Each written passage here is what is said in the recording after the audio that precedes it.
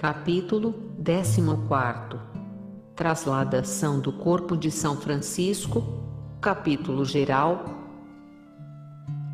O ministro-geral da Ordem dos Menores havia dirigido cartas de convocação aos frades espalhados por toda a Europa, assim como aos príncipes cristãos, para a solene trasladação do corpo do bem-aventurado franciscano, recentemente inscrito no catálogo dos santos, para a nova igreja dedicada à sua memória. A cripta dessa igreja, destinada a receber aquele precioso tesouro e a defendê-lo contra os assaltos que lhes pudesse dar uma devoção indiscreta, estava acabada.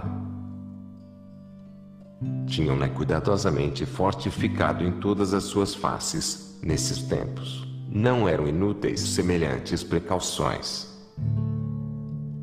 As cartas de convocação diziam também que se celebraria em Assis o capítulo geral, no qual se deveriam tratar negócios graves, concernentes ao bom governo da ordem.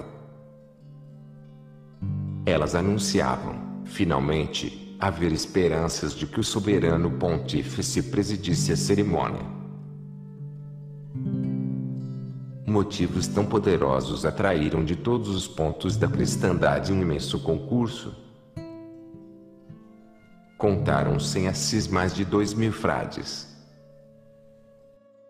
A multidão de povo, composta de homens de todas as idades e condições, era tão considerável que não pôde acomodar-se dentro dos muros da cidade.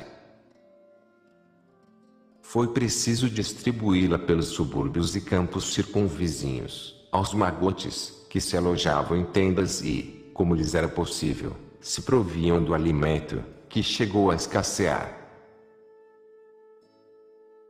Quando o bem-aventurado Antônio recebeu a ordem de ir a Assis com seus irmãos, deixou os trabalhos empreendidos em Veneza, e apressou-se a partir. Impelindo o espírito de perfeita obediência de que era animado, e sua ternura de coração para com o santo patriarca, de quem se iam exaltar os ossos na terra, como glorificada fora sua alma no paraíso. Depois que foram terminados os preparativos, a trasladação do corpo de São Francisco realizou-se no dia 25 de maio, véspera de Pentecostes. O caixão de madeira que o encerrava na igreja de São Jorge, foi levantado da cova ao som de trompas e de outros instrumentos de música. Puseram-no sobre um belíssimo carro, decorado de magníficos ornatos, e puxado por bois cobertos de escarlate. Seu extremo peso tornaram necessário esse meio de transporte. O ministro-geral e outros padres considerados da ordem haviam sido nomeados pelo Papa comissários da trasladação, com plenos poderes para agir em seu nome e com sua autoridade, mas não lhes foi possível desempenhar essas funções.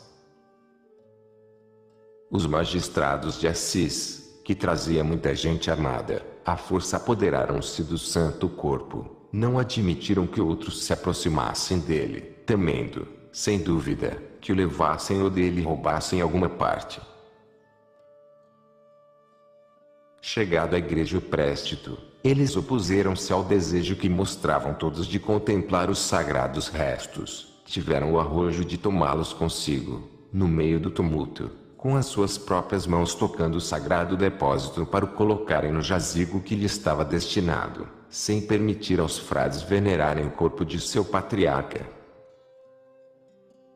Por esse modo causaram uma perturbação e confusão indescritíveis. Estes fatos estão consignados numa carta que Gregório IX dirigiu aos bispos de Perugia e Spoleto, na qual censura severamente os magistrados de Assis e pede reparação pelos ultrajes feitos à sua dignidade. Na tarde mesma da festa, os frades presentes em Assis reuniram-se em capítulo, e puseram em deliberação questões capitais de que dependia o futuro da ordem. Neste memorável capítulo, o bem-aventurado Antônio representou um dos principais papéis. Pouco depois encontramo-lo em Roma, onde recebeu de Gregório IX o mais benévolo acolhimento. O velho pontífice não havia esquecido o monge de palavra ardente e profundeza de doutrina, que, 3 anos antes, agitara a cidade eterna e lhe arrancara gritos de admiração. Ele tornava agora a vê-lo, mas revestido de maior prestígio. As cidades italianas que este havia evangelizado formavam-lhe um cortejo a seus olhos, apertando-o ao peito, abraçava a península apaziguada e regenerada. Gregório IX aplicou maior cuidado ao exame das dúvidas que lhe eram submetidas pelos delegados do capítulo geral. A parte a graça de Estado ligada à cadeira de Pedro para julgar as contendas que se levantam na igreja, tinha ele sido amigo de São Francisco, chegara a conhecer o seu pensamento íntimo, porque lhe recebera as confidências, melhor que ninguém, podia fixar o sentido da regra do patriarca e restabelecer a concórdia entre os seus filhos divididos. Mas, como sabia que tesouro tinha à mão, não se descuidou de aproveitá-lo. Apesar da presença do ministro-geral em Roma, era Antônio que ele consultava em conferências frequentes e prolongadas. Preferia o Espírito de Deus ao Espírito do homem, porque dirige mais seguramente, sobretudo quando se trata de traçar as linhas da teologia mística e os caminhos da perfeição religiosa. Antônio era um verdadeiro filho de luz. A bela denominação que a antiguidade lhe deu, era justificada não só por essa luz da graça de que estava cheio, e que se traduzia exteriormente por obras de vida e de caridade, mas ainda pela outra luz que lhe inundava a inteligência, e que, comunicando-se às almas, derramava na igreja salutares claridades. Nesse momento crítico, o santo deixou cair sobre a sua ordem um raio de seu coração, pelo qual veio a exercer sobre os incertos destinos dela uma considerável influência.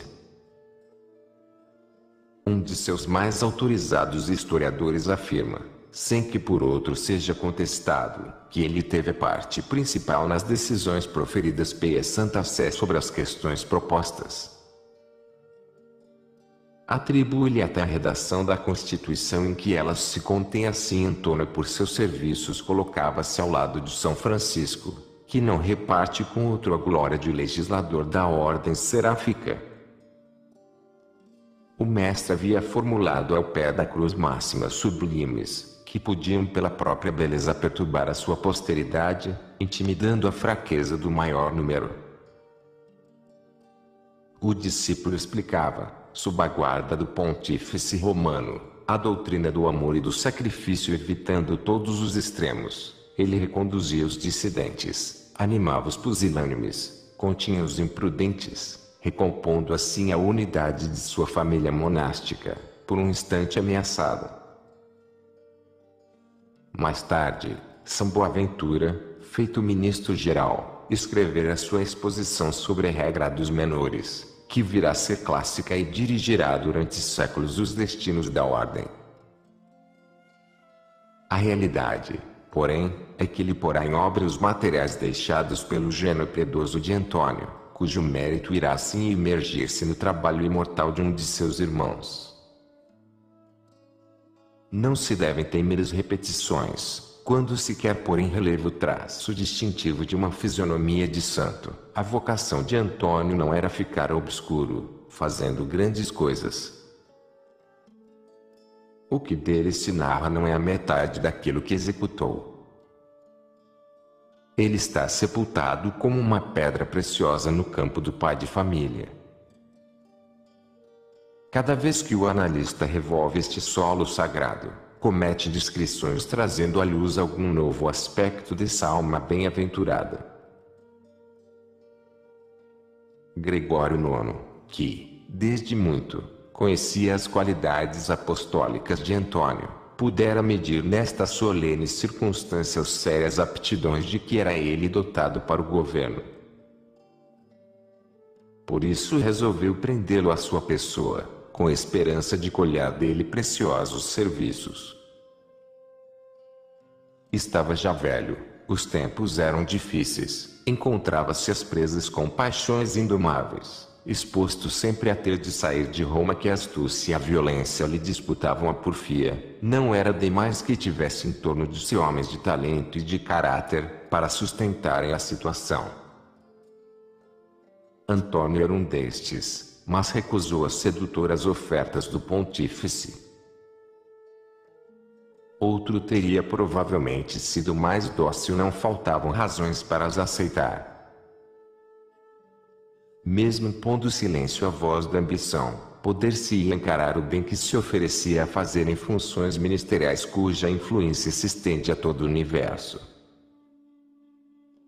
Os perigos que delas eram então inseparáveis, provocando as generosidades do coração, acabavam por tranquilizar uma consciência delicada. A corte pontifícia, a despeito do esplendor que a cercava, não podia ser comparada à corte dos príncipes seculares. A santidade não se sentia por demais constrangida sob os seus tetos dourados. Mas Antônio tinha uns surtos que iam acima dessa honesta teologia. Não lhe bastava servir a igreja, precisava ainda servi-la sem proveito para a própria glória. Um atrativo irresistível conduziu-o longe das dignidades eclesiásticas e do rumor dos negócios. Ferido no coração com uma flecha de amor divino, buscava no silêncio da solidão, as emoções da oração e as austeras alegrias do sacrifício. Ele era como que um exilado por Deus e por si próprio, no meio das assembleias públicas, a menos que não fossem compostas de homens do povo e de pecadores afluídos para ouvirem a palavra evangélica. Oh, como é grande a alma dos santos, elevando-se acima de todas as grandezas!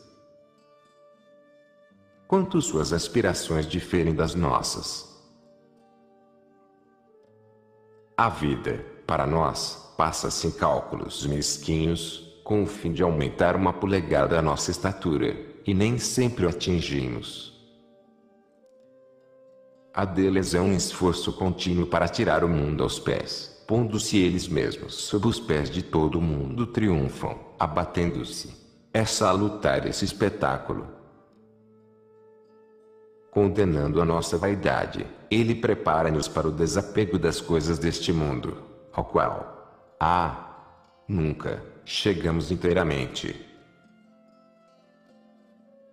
Se o bem-aventurado Antônio foi admirável por seu desinteresse, Gregório IX não foi menos pelo respeito de que cercou as disposições do humilde monge. Bastaria dizer uma só palavra, para lhe vencer as repugnâncias e pô-lo aos seus joelhos, na posição de filho que ouve a um pai. Esta palavra, o pontífice não a proferiu. Animava-o, já se vê, o senso reto e superior que Jesus Cristo dá a seu vigário, e com auxílio do qual este discerne a ação da graça divina em uma alma, e o desígnio da providência na direção dos interesses da Igreja. Gregório IX compreendeu que um santo exerce influência mais profunda que um sábio ou um homem de Estado. Demais, ele considerava que se pode achar um sábio e formar um homem de Estado, porém não se inventa um santo. Abençoou, pois, com ternura o amável Antônio, que, esclarecendo com os seus conselhos as deliberações do palácio, havia embalsamado Roma com o perfume de suas virtudes, e soltou a cândida ave do Senhor, que, recobrando as asas, voou para as cumeadas do Alverno, a repousar aí e desafogar-se em gemidos de amor.